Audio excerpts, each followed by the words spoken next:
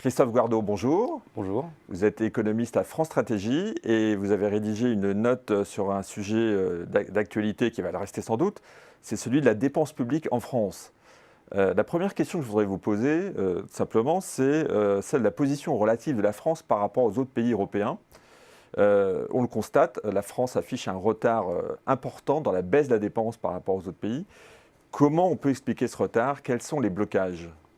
Alors effectivement, quand on regarde la France, elle est dans une position assez atypique. Quand on regarde les dépenses structurelles de la France rapportées au PIB potentiel, c'est-à-dire une mesure de la dépense publique qui efface les variations de la conjoncture, on observe que les baisses de dépenses depuis les années 90 ont été de moindre ampleur et moins fréquentes que chez nos voisins européens.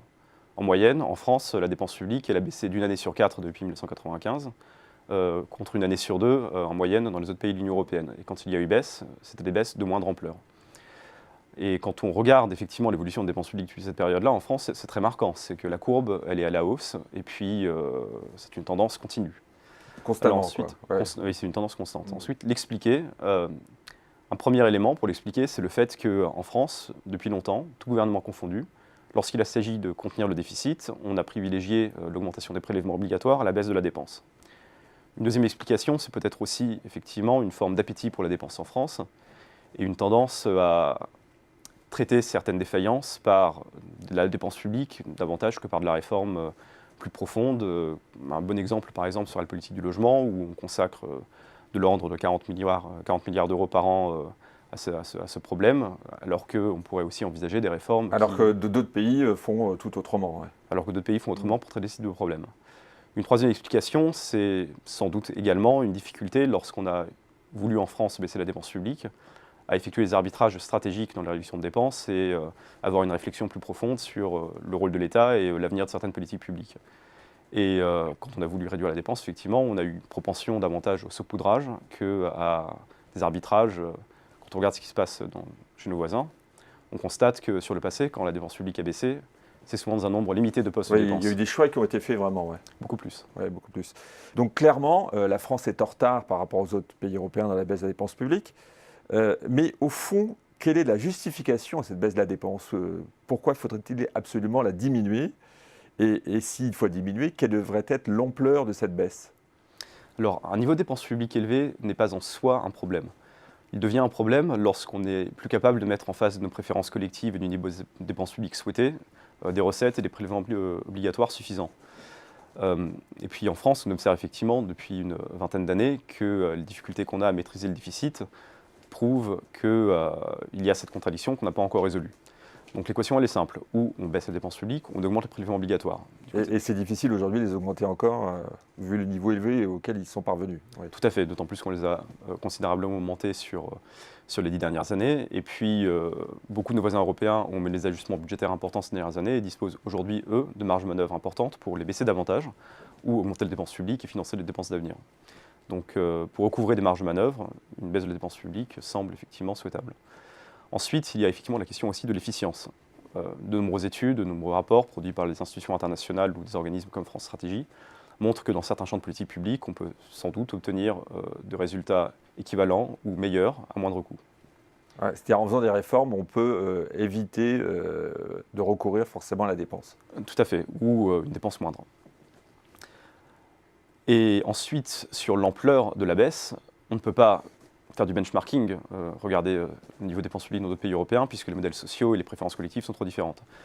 En revanche, on peut essayer de se fixer un horizon, par exemple, se fixant un objectif de dette réaliste à horizon 2022, et puis en se fixant un objectif de convergence du taux de prélèvement obligatoire avec la moyenne des pays européens qui sont comparables aux nôtres. Et puis si on fait cela, une baisse de dépenses publiques de l'ordre de 2 à 3 points de PIB semble réaliste et puis fait partie de ce qu'on pourrait viser.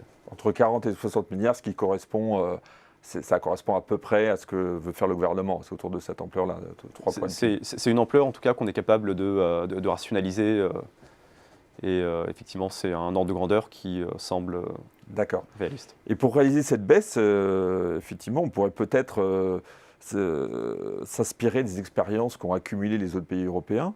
Qu'est-ce qu'on peut retirer exactement de ces expériences? Alors quand on regarde effectivement ce qui s'est passé en Europe sur les 20 dernières années chez nos voisins, on observe que des baisses de cette ampleur ont été réalisées par les 3/4 des pays.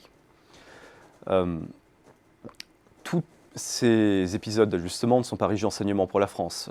Il y a effectivement le cas des pays baltes et des pays d'Europe de l'Est suite à la crise 2008-2009. Il y a aussi ensuite les cas que l'on connaît bien en zone euro, Espagne, Grèce, Irlande, etc., qui ont été contraints de mener des ajustements à marche forcée, donc ils n'ont pas forcément eu le choix de la composition de leur ajustement.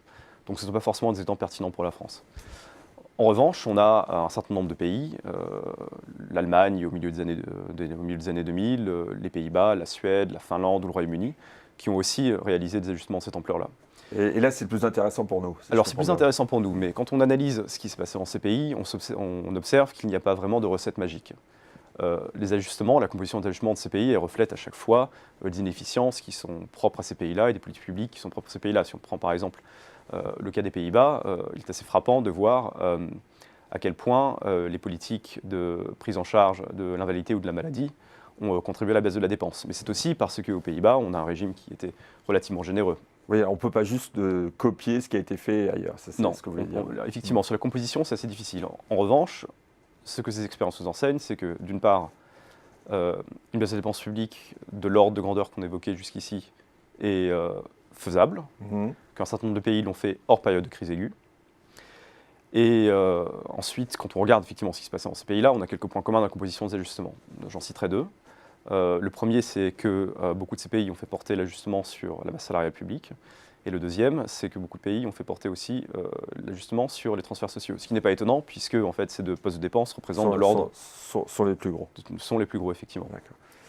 Eh bien, Christophe Guardot, merci pour cette analyse sur un sujet qui, j'en doute pas, va rester longtemps d'actualité. Et à bientôt peut-être. Merci.